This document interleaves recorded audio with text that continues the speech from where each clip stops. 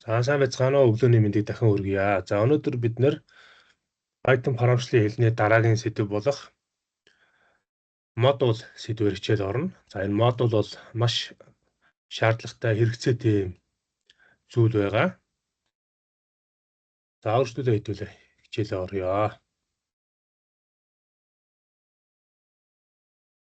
За модуль гэдэг нь Python-ы кодыг логик байдлаар зэгслэх боломжийг олгодог нэг багцыг хэлнэ. Кодыг модуль болгон бүлгэлэх нь кодыг ойлгоход хэлбэр ашиглахад хэлбэр болгодог. Модуль бол Python-ы кодоос бүрдсэн нэг файл юм. Модуль бичих олон арга байдаг боловч хамгийн хэлбэр арга бол функц хувьсагч агуулсан од цэг пай өөртөлтэй файл үүсгэх явдал юм аа. За нэг өсөндөө од цэг өөртөлтэй пай файл үүсгэнэ гэдэг маань ямар учиртай юм бэ гэхээр бидний өдөр тутмын үүсгэж байгаа энэхүү файлууд Python-ы код бичгээр өдөр тутмын хэрэглэж байгаа хэрэглээний файлууд маань Python-ы одоо өөрийнх нь модуль болох боломжтой. За энэ дээр нэг юм дуртай хэлэхэд Jupyter Anaconda notebook-ээр бид нэр код бичдэг бол Jupyter Anaconda ийн одоо файлын өртгөл маань IPyNB гэсэн өртгөлтэй хадгалагддаг. За тийм учраас энэ файлын өртгөлийг бид нэр py өртгөл бол солисноор модуль олох боломжтой гэсэн үг.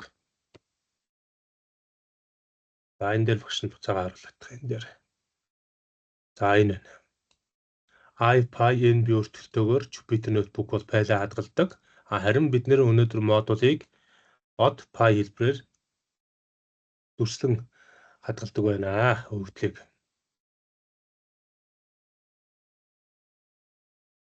За дараагийн слайд руу гаръя.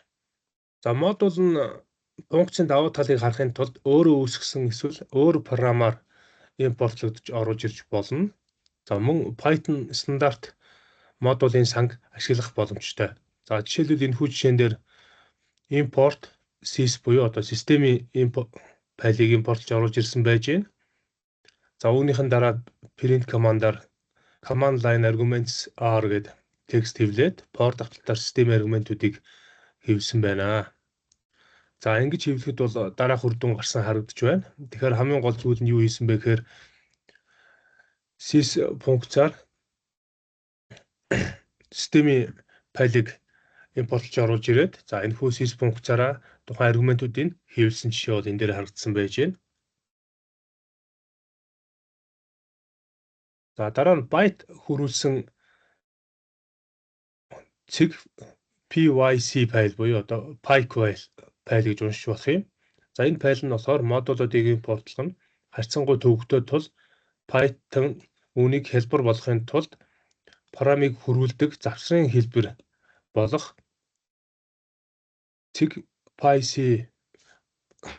pyc өртгөлтөөр byte-ийг хөрвүүлсэн файлыг үүсгэнэ гэсэн байна. За нэг өсөндөө юу хэлсэн бэ гэхээр одоо импортлоход ямар нэгэн асуудал гардаг учраас завсрын одоо хоёр тийм файл буюу одоо byte хөрвүүлсэн pyc файлыг бол үүсгэдэг юм байна. За үүнээс гадна эдгээр byte-аар эмтгэгдсэн файлууд нь платформдоо ямар ч холбогдлого болно гэсэн байна. За платформдоо ямар ч холбогдлого болно гэхээр одоо та Windows үйлдвэрлэлийн системтэй ноутбук ашигладаг байна уу, компьютер ашигладаг байна уу? За Apple компани Mac OS буюу одоо Macintosh үйлдвэрлэлийн системтэй Mac үйлдвэрлэлийн системтэй компьютер ашигладаг байна уу? Ubuntu, Linux байна уу хамаагүй ялгаагүй л ажиллана гэсэн үг. За жишээлбэл энэ pyc файлуудыг ихэвчлэн харгалзах хавцтай буюу директортой ижил дээр директорт үүсгэдэг. За энэ директор гэсэн үг маань болохоор хавц гэсэн үг байгаа. Тэгэхээр pyc файлуудыг бол ихэвчлэн одоо харгалзах хавцтай ижил хавцанд үүсгэнэ. За py файл нь бол хэрв py файл байх юм бол Python-д энэ хавцанд файл бичих зөвшөөрөл байхгүй бол тийм үү? Нэг бол pyc файлыг үүсгэхгүй гэж байна. За тэгэхээр ерөнхийдөө тухайн хавцан дотор байгаа файлаас хамаарат pyc файлыг үүсэхгүй юу гэдгийг нь бол шийдэх нь байна. За модуль нь Python кодыг логик байдлаар зэгслэх боломжийг олгодог, программын кодыг зохион байгуулахад хэлбэрчилж өгдөг ийм бүлэг кодыг хэлж байгаа. Нэг ёсондоо бол холбогдох кодыг модуль болгон бүлгэлэх нь кодыг ойлгоход ашиглахад хэлбэр болгодог. За модуль бол хоорондоо холбоотой дурын нэршил бүхий шин чанаруудтай Python-ы объект файл юм аа.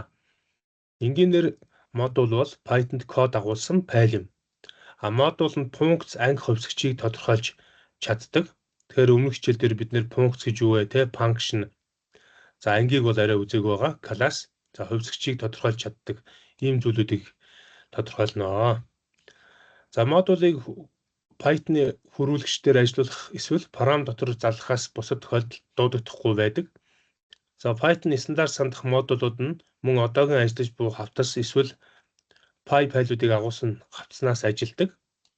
За үнэн дээр Py өртгөлтөө файл бүр модуль байна гэсэн үг. Тэгэхээр бидний нөгөө өмнө үүсгэсэн Jupyter Anaconda notebook-ээс тэ ондоо бусад одоо Python-ы IDL-ий Notepad дээр үүсгэсэн эдгээр Py файлууд нь бүгд одоо модуль болох боломжтой. Таны бичсэн код болгон модуль болох боломжтой гэсэн үг.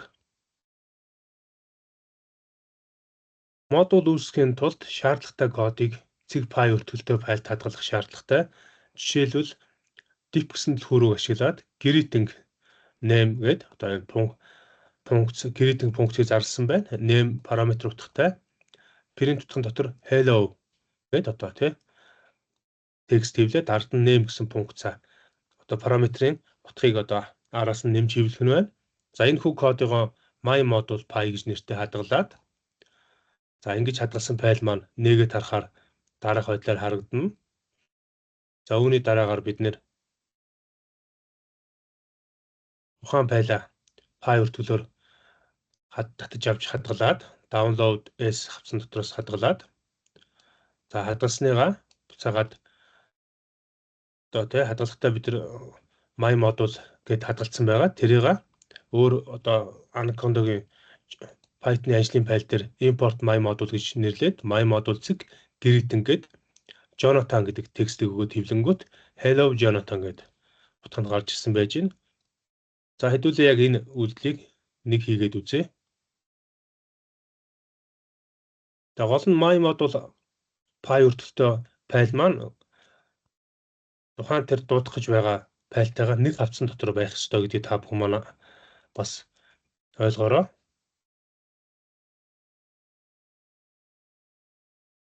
За одоо багш нэг дүнгуутэн дээр нь код бичдэг.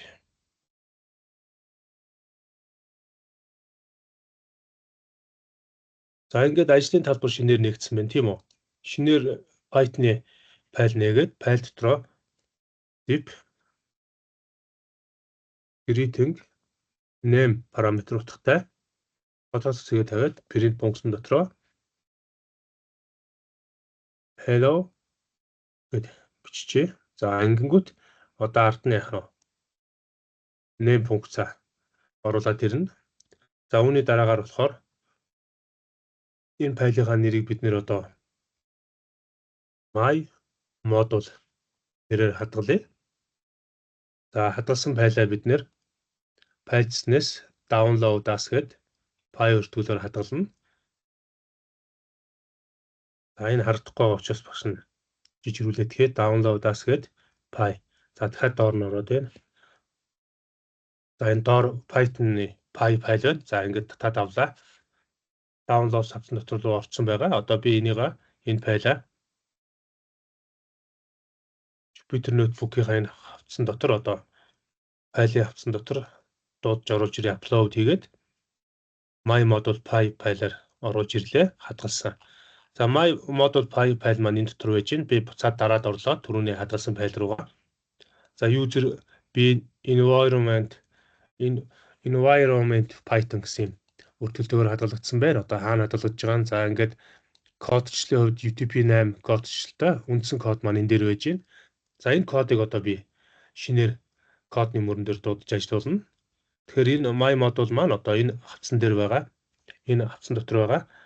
Энэ нэг файлаас дуудаж ажиллуулах ёстой. За untitled list дотор би код бичье. Өмнөх хичээл дээр үзсэн жишээнүүд ашиглаад. За ингээд одоо жишээлбэл юу гэдгийг import командаа бичээд import my module. За тэгээд нөгөө my module нэрийн бичиг нь доод модулынхаа my module-ыг бол импортлж оруулж ирсний дараа my module-ын нэрийг хүчээд цэг гэж тавиад одоо доторх функцийн бичиг нь greeting функц байсан. Одоо энд шилжих аргументийн утгаа бичиг. За жишээлбэл төвшөө. За төвшин баяр хичээ. Зарaan дарах юм бол түрүүний энэ миний бичсэн импортлж оруулж ирсэн my module-ийн кодон дотроос my module цэг greeting функцаар greeting функцд нь хандаад greeting функцны дотор нь бид нар төвшин баяр гэсэн тэмдэгт мөрийн утгыг аргумент болгож өгөөд илгээсэн. За тэгэнгүүт энэ илгээсэн утга маань түрүүний my module-ийн функц руу очиж шилжээд за энийг бүгд нь холдуулах юм. My module-ийн функц руу шилжээд шилжингүүд нөгөө төвшин баяр тэмдэгт мөр аргумент маань энэ greeting функцийн параметр утга болоод параметр утга маань энэ дээр name-ийн оронд утга болж орж ирээд тэр утга маань hello-ийн араас залгадаж хивлээд hello төвшин баяр гэсэн текст хэвлэгдсэн байж байна. За ингэж бол одоо модуль бол ажилтг юм байна залуусаа. За дараагийн слайд руу хэдүүлээ орцгоё.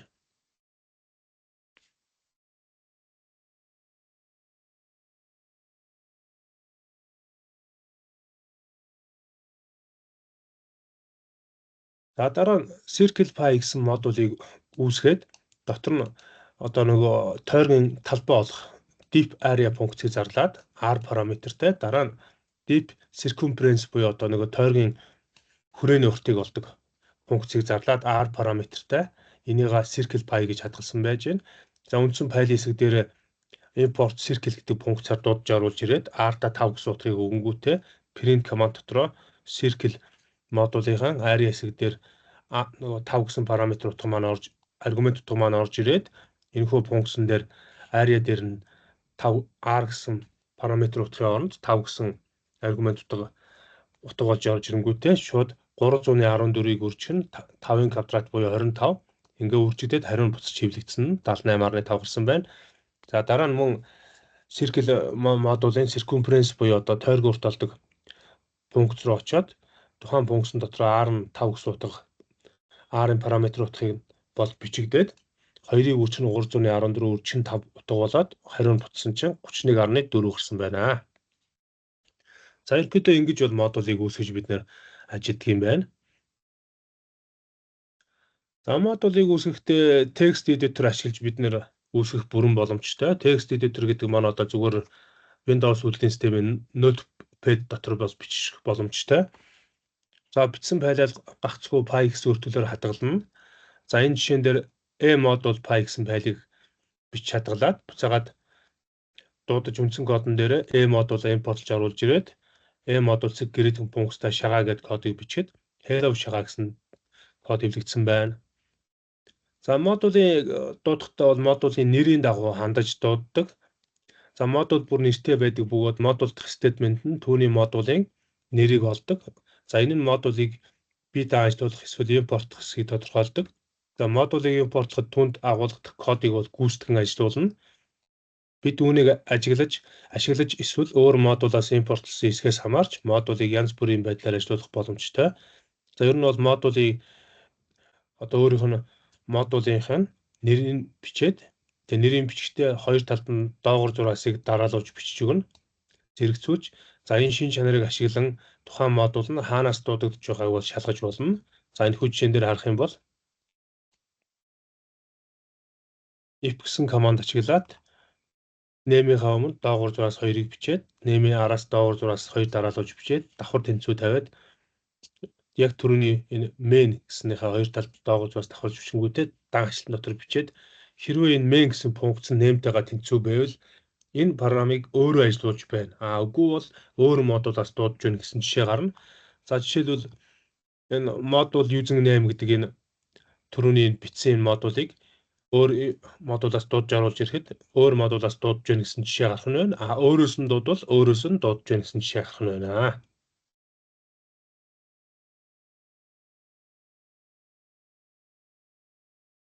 Модуль дахь хувьсгчид. Тэр модульд бол төрөл бүрийн хувьсгчуд байх боломжтой. Гагцхүү тэдгээр хувьсагчд нь бүхэл тоо байна уу, тэмдэгт мөр байна уу, бутархай тоо байна уу, тоо байна уу хамаагүй бас өөрөөр массив буюу array, толь бичиг буюу dictionary, объект буюу object файлууд байх боломжтой.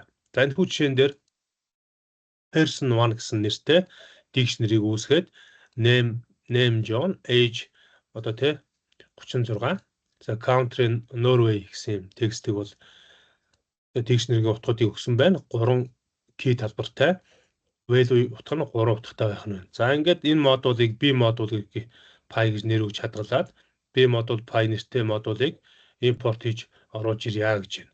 За тэгэж import хийж оруулж ирэхдээ B модул import кодон дээрээ import B модул за X хувьсгчид B модул зэрэг person-ийнхаа age буюу насыг авсан байж байна. Насыг аваад age гэсэн талбараар нь аваад хэвлсэн чинь age гэсэн key талбарын утга нь 36 гэсэн утга хэвлэгдсэн байна. За модул нэр өгөхдөө бид нэр хувьсгчтай яг ижилхэн нэр өгнө. Хизээч Python-ы стандарт сангийн файлуудтай ижилхэн нэр өгж болохгүй. Жишээлбэл if, for за одоо юу гэдгийг өөр in, not in за тэгээд одоо while, list, dictionary гэдэг ийм төрөл бүрийн нэрийг бол Python-ы стандарт сангийн нэрүүдийг өгөх боломжгүй. Зөвхөн хувьсгч зарлаж байгаа юм шиг өөр нэрийг өгөх боломжтой.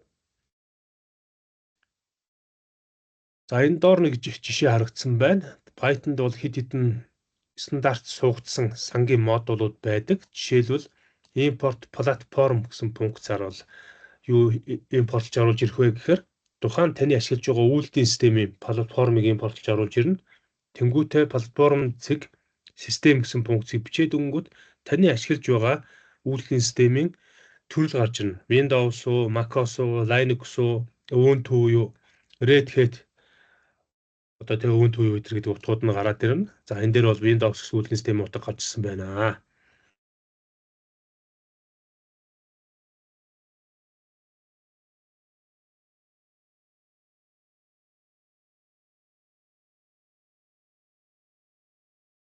За импортын бичигдэх үйлдэл буюу та ямар нэгэн Python их файлыг бусад Python их файлд импортлж оруулж ирэх гэж байгаа бол statement-ийг гүйцэтгэж модуль болгон ашиглах боломжтой. Жишээлбэл import гэдэг модуль 1-ээс модуль n хүртэлх утгуудыг оноож өгөх боломжтой. Энэ бол одоо Python програмчлалын зориулсан албан ёсны бичиглэлийн стандарт.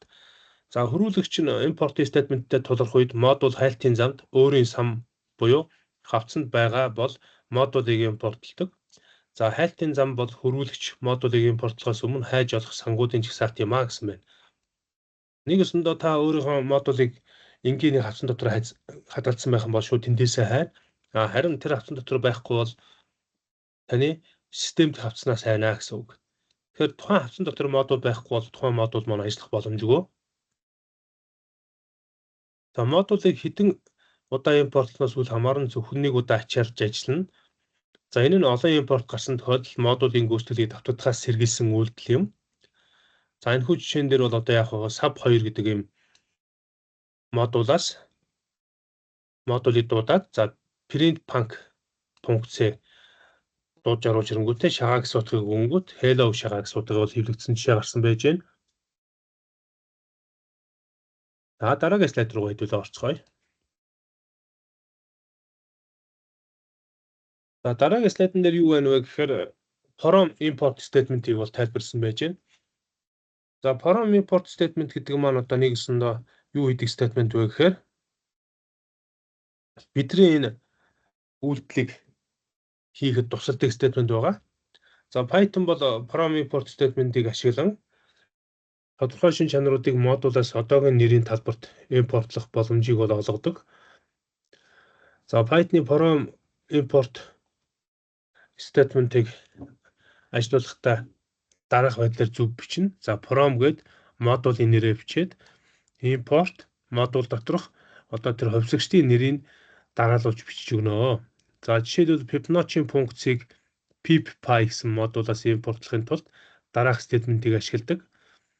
За Fibonacci функц гэж юу вэ гэхээр өмнөх хоёр тооны нийлбэр нь дараагийн тооны нийлбэр болдог энэ тоог Fibonacci гэж нэрлэдэг.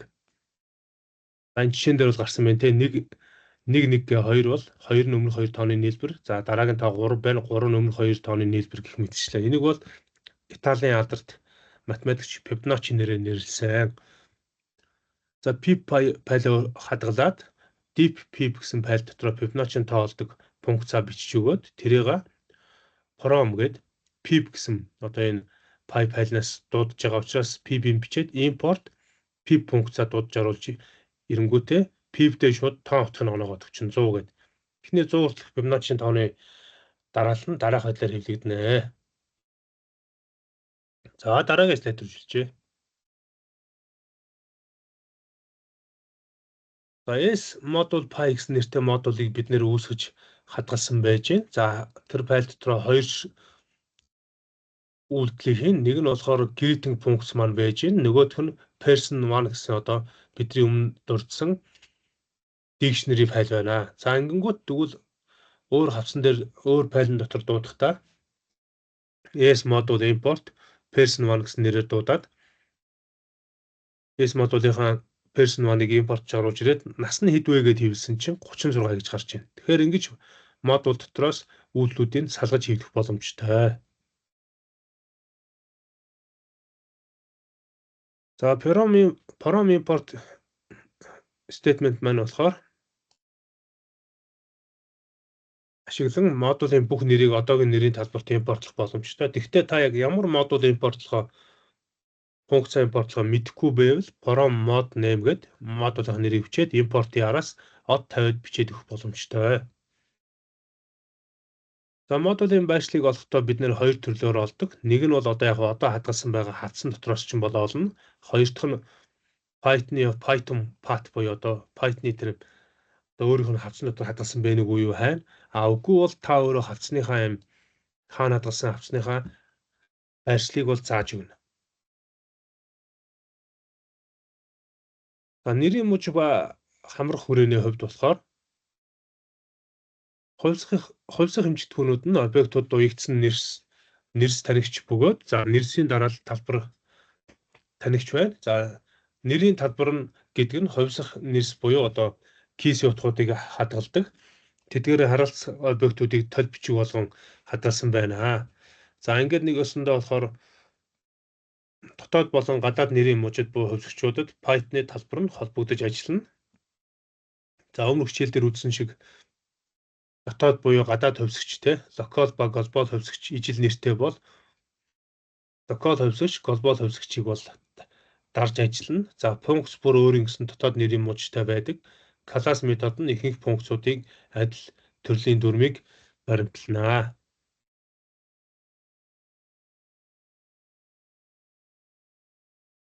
За Python дахь нэрийн талбарууд нь бол одоо namespaces гэсэн нэртэйгээр нэрлэгдэнэ. За нэрийн мууж гэдэг нь одоогоор тодорхойлогдсон тэмдгүүдийн нэр тус бүрээр хандсан объектуудын талаарх мэдээллийн цуглуулгыг хэлнэ. Түлхүүр талбарууд нь объектын нэр, утга нь өөрөө объект байна. За нэрийн муужийг бид нэр толь бичиг буюу dictionary хэмээн нэрлэж бол. Тэгэхээр dictionary-гийн одоо өмнөх хичээлээр ч гэсэн үзсэн тухайн толь бичгийн dictionary-гийн key түлхүүр талбарууд нь тухайн объектуудын нэрийн мужийн нэрс. За тэгээ утгууд нь болохоор тухайн объект нь байна гэсэн байна. За dir функц гэж юу хийдэг функц вэ гэхээр энэхүү функц маань тухайн модулын тодорхойлсон нэрийг агуулсан мөрүүдийг эрэмблэгдсэн чагсаалт хэлбэрээр хэвлэдэг. Чагсаалт нь модуль тодорхойлогдсон модулын нэр, хувьсгчийн функцуудыг агуулдаг. За жишээлбэл import platform гэсэн функцийг оруулж ирээд огшин томруулах юм. Import гэсэн platform функцийг импортлж оруулж ирэнгүүтээ X гэсэн хувьсгчнда dir дотроо платформынхаа бүх дотор нь байгаа өөрийнх нь функцууд, хувьсгчийн утгуудыг хэвлэгэн гэж нэрийг бичиж өгөөд, функц дотроо бичиж өгөөд print X-ээ хэвлсэн чинь Windows үйлдвэрлэлийн системийн бүх функц хариалагдах нэрийн талбарууд бол хэвлэгдсэн байна энэ дэр. За дараа нь математикийн функцийг бас дуудаж оруулж ирээд тухайн математикийн функцийн утгуудыг бол хэвлэж үзүүлсэн байна. За хэвлэхэд бол математикийн үндсэн үйлдэлүүд болох логарифм, 10 суурьтай логарифм, за модул, синус, косинус, одоо язгуурд орох, язгуур датангс, тангс, за тэгээд одоо юу гэдгийг пито гэх мэтчлийн юм одоо функцуудын утгууд бүгд хэвлэгдэж харагдаж байна. За манайхын глобал локал хувьсгчийн жишээг түрүүн уншаад байж байгаараа одоо багшийн харьц төдлөөд байна. Түр багшны шахарч чадраа.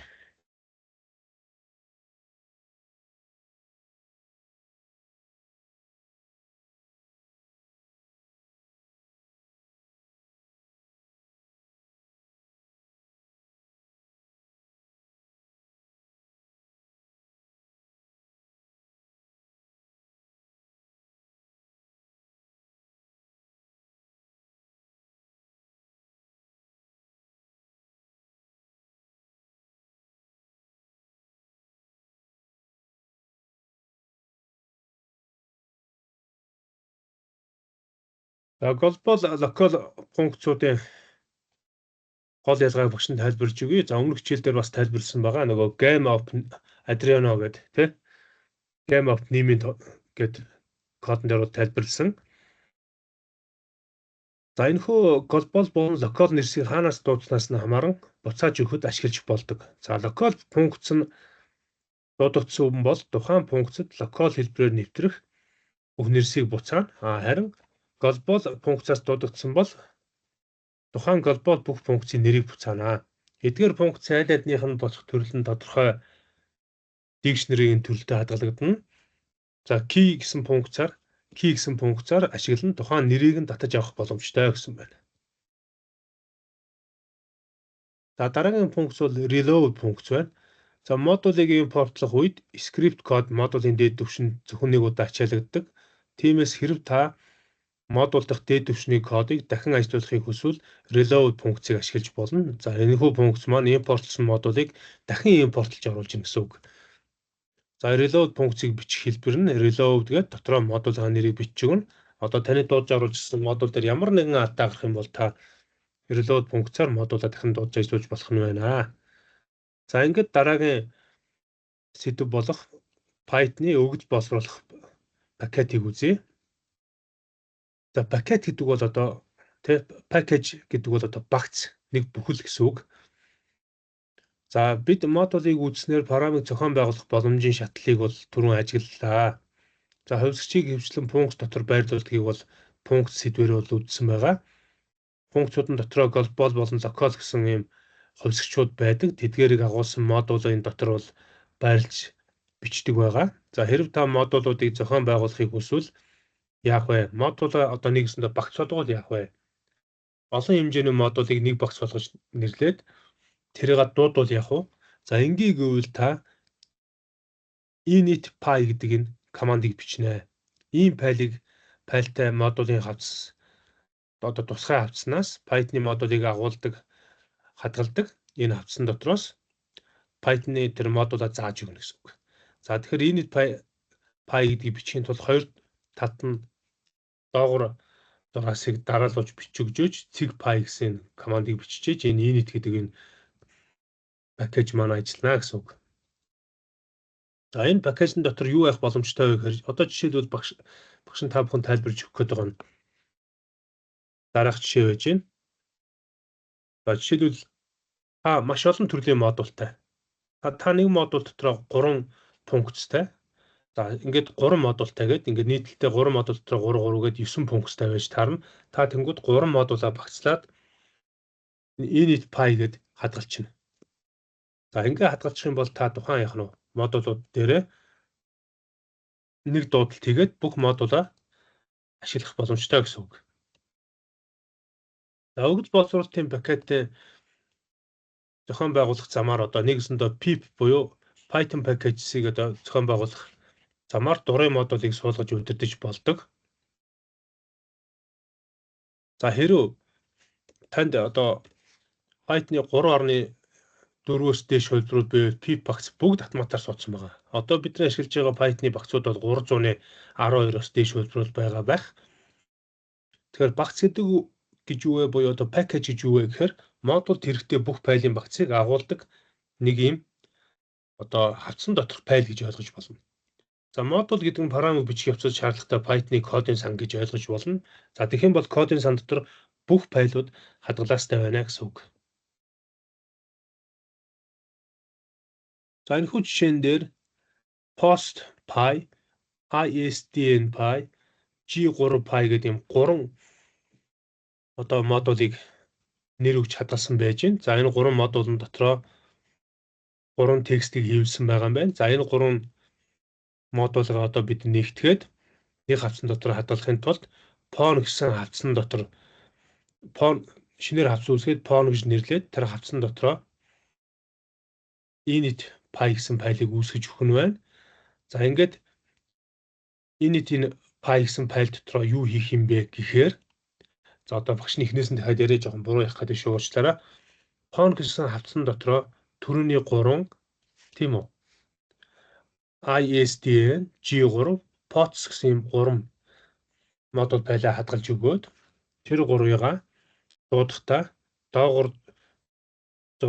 зураас init, доогуур зураас cig.py гэсэн файл дотроо бичиж өгнө. Тэгэхээр энэ доогуур зураасыг 2 удаа давхарж бичих нэг хашил буудалтай. Энийг бичихгүй бол энэ файл маань ажилтгүй учраас багш нь байнга давтаж яриад байгаа шүү. Тэрийг бас ойлгоорой. За init.py файл дотроо одоо from pots гээд import pots, from ISDN import ISDN, from G3 import G3 гэж. За ингээд нэгсэндээ G3 одоо модулаас G3 функцэд дуудсан ингээд бүгдийг ингээд гурвалгын бичгэн. За ингээд дуудаад ажиллах үед энэ 3 модуль маань нэг дор ажиллах боломжтой гэсэн үг. За ингэж одоо нэг дор ажиллах боломжтой болсон файлыгаа бид нэр одоо өөр нэг файлн дээр дуудаж оруулж ирэхдээ import pon гэж дуудаж оруулж ирээд pon дотроо pon G3, pon ISDN, pon pots гэд функцуудаа бичээд хэвлэнгүүд дотор готход нь шууд ингээ хэвлэгдээд гараад ирнэ гэсэн үг.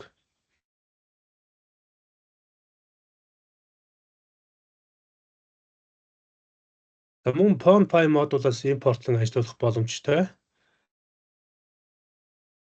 Түрүүний жишээ маань энэ дээр харж байгаа 3 тусдаа хадгалсан модулыг Pon хавцсан дотроо хадгалаад Pon хавцсан дотроос модулаад дуудаад оруулаад ирж байна гэсэн үг.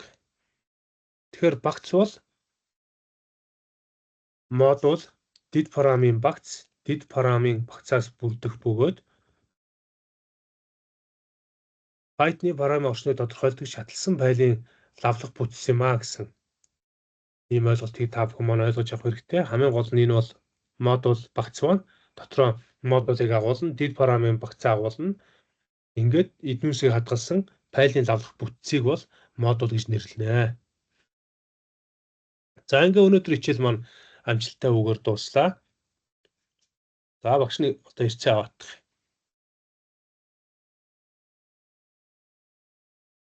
За шууд нэг нь гараа өвчдөг юм байна шүү дээ. Манай ирцээ авааг багт.